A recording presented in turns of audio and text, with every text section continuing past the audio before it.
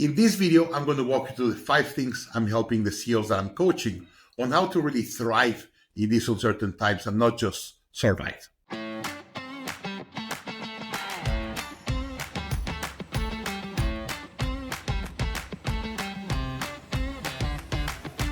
Hi, I'm Daniel Marcos, CEO of the Growth Institute, and I'm a certified scaling up coach.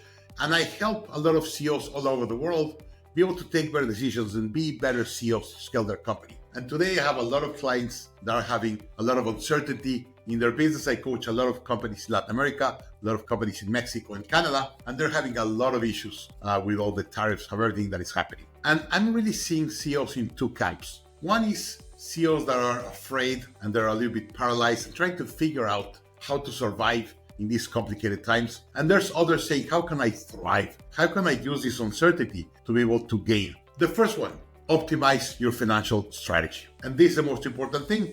If you have less expenses or more variable expenses, you're going to be able to move better and faster in the economy. So, of course, cut any unnecessary things. A lot of people say, well, I'm investing for 2 or 3 years. Today is not the right time to invest aggressively in the future. Today is more important to be nimble, be able to have a lot of cash, and be able to move faster in the economy. Second, negotiate with suppliers. Believe me, your suppliers don't want to lose you as a client. They're open to negotiate. To sit down with your suppliers and say, hey, like you, I'm also feeling the uncertain times. I'm feeling the instability in cash flow, instability on sales. Let's renegotiate the contract. And it's a great moment to renegotiate contracts with your suppliers. Of course, that will help you build a cash reserve. We always say have 6 months of cash in the bank. It's super important. Understand your fixed expenses, multiply by 6, and try to have that in the bank. If there's a recession like we had in COVID or whatever, you have 6 months of time to really figure things out. So have some cash reserves that will allow you to do that. Adapt to the changing tariff regulation. Yes, the US is putting tariffs and there's other countries.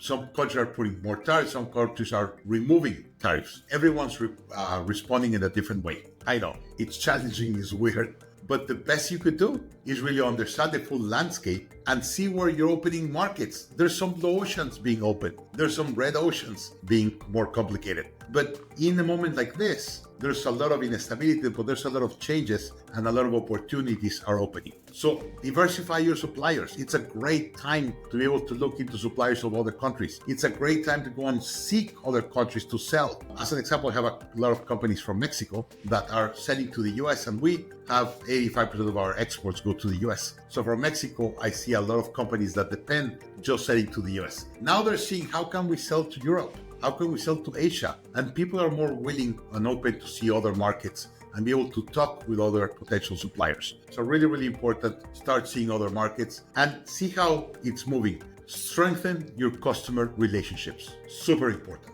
When there's instability, the best thing you could do is create stability in the relationships that you have. If you come to your suppliers, have a good communication with them and say, hey, here we're good, we're not having any stress. I want to strengthen my relationship. I want to lower the drama with you. And they will appreciate and they want to have some certainty. So if you're able to talk with suppliers or customers and be able to reduce the drama, at least in a communication with them and your relationship with them, they will appreciate that. And that will be something also stable for them. And they will appreciate that and also be more stable with you. So I'm coming back to every supplier that I have, every client, having conversations with them and really strengthen my communication, strengthen my conversations, say, hey, I am moving really fast. I am very nimble. I'm not in any financial trouble. I want to have a closer or stronger relationship with you. And I'm helping these tough times to build stronger relationships with clients and with suppliers. Of course, entering new markets. As I said, there's all the geopolitical system is moving. I don't know how the geopolitical system is going to look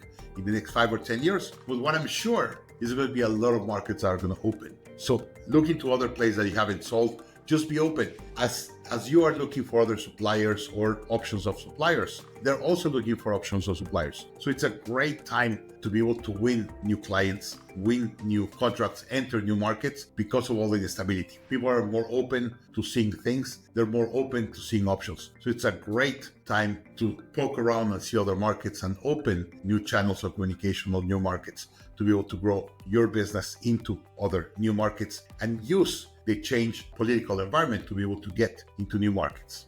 And last and really important, invest in innovation and automation. One of the things that Trump is trying to do, he said, if I'm able to put tariffs, now people are going to produce more in the US. They're going to have more factories and more production, build more automation and with robots and the rest, and be able to manufacture in the US. Yes, that's true. Before, it was not that worth it probably to invest in automation or technology or innovation. Today, because the way the market is, it's a great place, it's a great moment to be able to invest in automation, be able to invest in innovation. So I'm going with investors, bankers, or financing companies and said, hey, with a client, we're going to do a new factory. We're going to be able to open a new distribution center in Europe and stuff. So it's allowing to be able to have these investments to be able to go to new markets. So it's a great moment for innovate and invest in automation, robotics, in AI and the rest to be able to do things faster, cheaper. So keep your innovation. Don't get your head afraid and in paralysis because there's too much drama, there's too much change.